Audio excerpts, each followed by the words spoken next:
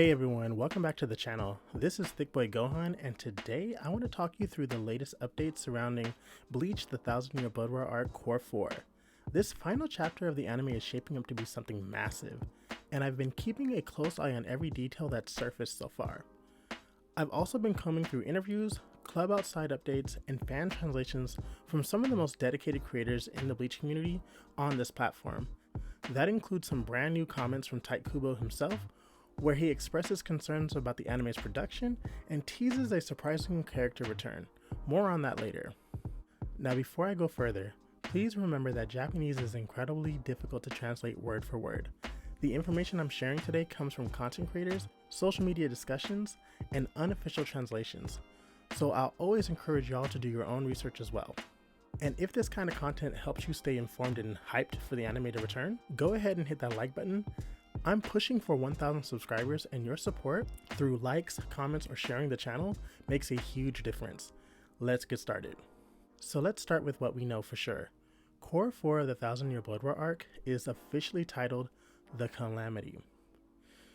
It's the final installment in the anime's return arc and is expected to serve as the grand finale of the entire Bleach anime adaptation. Studio Pierrot is not rushing this, they are taking their time. They're also putting significant time into the production, and from what we've seen, the scope is larger than anything they've done with Bleach before. This arc won't just follow the manga, it's going to expand upon it, as they've done in previous parts. Tite Kubo has confirmed that new material is being added, full scenes and character moments that were never in the manga. This includes new fights, deeper character interactions, and even additional lore that he didn't have the space to include originally. Now, as you guys all know, Tite Kubo had suffered some medical issues during the time that he was originally doing the manga. So now that he is in better spirits and he's healthier now, he has more time to really flesh out some things that he didn't get the opportunity to do before. So, if you felt like the manga's ending was a little rushed or unresolved, Kubo seems to be using the anime to give fans the closure that they wanted. That alone is something I'm actually very excited for. In a recent Club Outside fan club update, Kubo reveals that he is worried about whether some of the new material he wrote can actually be animated to the standard he imagines. As you guys know, Kubo is super picky and super particular about how things turn out. And it's not a jibe at Studio Pierrot. They've done an incredible work since the anime's return, but rather a reflection of how ambitious this final core really is. Kubo mentioned that a few scenes are so layered and so visually intense that he's genuinely concerned about how they'll turn out on screen. And honestly, I actually respect that kind of transparency. He's not just handing over a script, he's involved. He cares about the execution, and he knows how high fans' expectations are. I know me, big fan, expectations super high.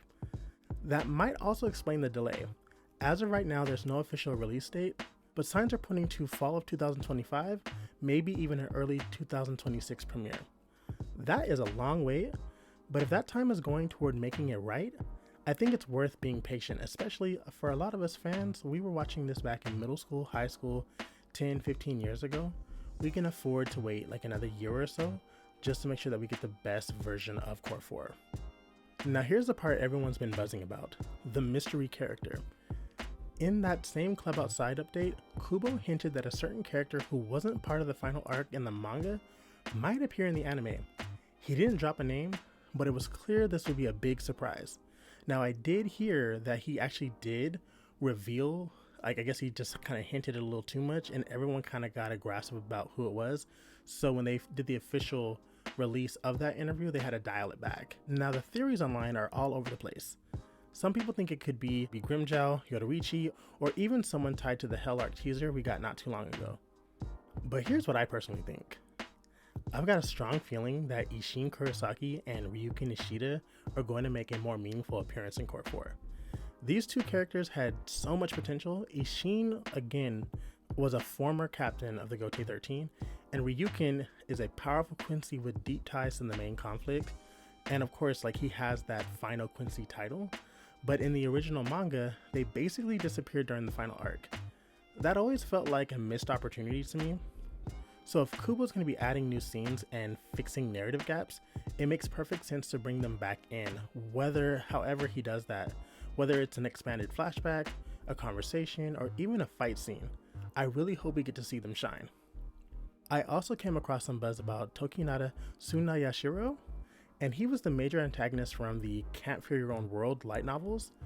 There are rumors that he might actually be a surprise character, but let me be clear, that's not confirmed. It's just speculation from the fanbase based on some cryptic phrasing in the updates. Still, if Tokinada does show up, that could open the door to integrating more extended universe material into the anime, and that's actually exciting on its own. So to recap, Core 4 is titled The Calamity, and it's going to go beyond a simple manga adaptation. Kubo is hands-on, as he's always been, new scenes are being added, and the story is being expanded in major ways. We're also looking at least one big surprise appearance, which could be Isshin, Ryūken, Tokinada, or someone else entirely. Personally, I'm excited for the direction that this is going. It feels like Bleach is finally getting the thoughtful, well-produced ending it always deserved. If you made it this far into this video, thank you. I appreciate your time and your support more than you know.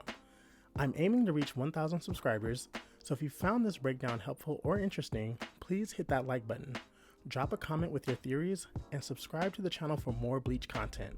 You can also check out my full Bleach playlist for deep dives into characters like Kaname Tozen, Byakuya, and many more. I've got a lot more coming your way.